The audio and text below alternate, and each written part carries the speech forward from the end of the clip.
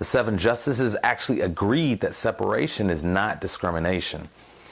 The court said that facilities could be separate as long as they were equal. Now, the facilities included train cars, restrooms, drinking fountains, and even schools. But sadly, separate but equal would also be expanded. Linda Brown had to travel a mile every day to get to her non-white school, even though she lived near a white school. The Browns attempted to enroll Linda at the white school, but were turned away, as were several other black families. In Brown v. Board of Education, a group of 13 parents, including Linda's dad, Oliver Brown, sued the Topeka School Board on behalf of their 20 children in federal district court, alleging that segregation deprived them of equal protection of the laws under the 14th Amendment. A panel of 3 district court judges ruled for the school board, finding that the facilities for black students were largely equal to those for white students.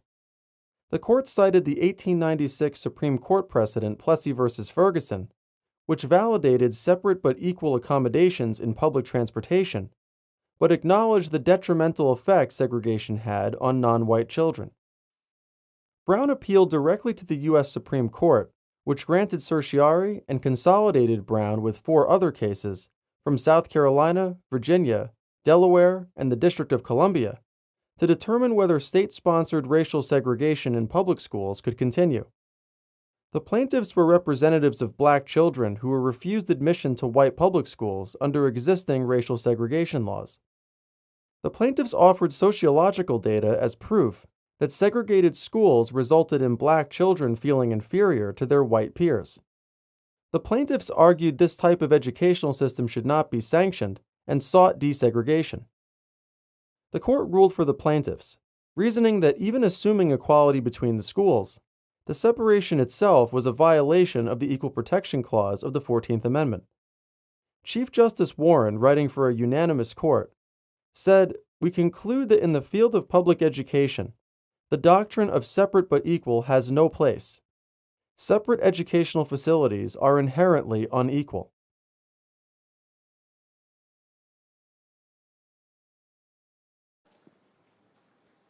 The data people typically use when quantifying or classifying schools as good or great is based on academic achievement, things like standardized test scores, state evaluations, passing rates, graduation rates, and so on. But how does the demographic of the school factor into that overall evaluation? Can a school with high academic achievement but with little diversity really be considered a great school or school district? I argue that it cannot, and I argue this because the school district itself, through its lack of diversity, not just among students, but among teachers and administrators as well, fails to offer necessary cultural interactions and experiences, something that I argue is a necessity in education. Now, this data happens to be from one specific school district, so the idea is, how can a school district be the comparatively best when it does not represent reality, when it does not represent the community or the communities that the district is supposed to serve, and the global society we are supposed to be preparing our students to join?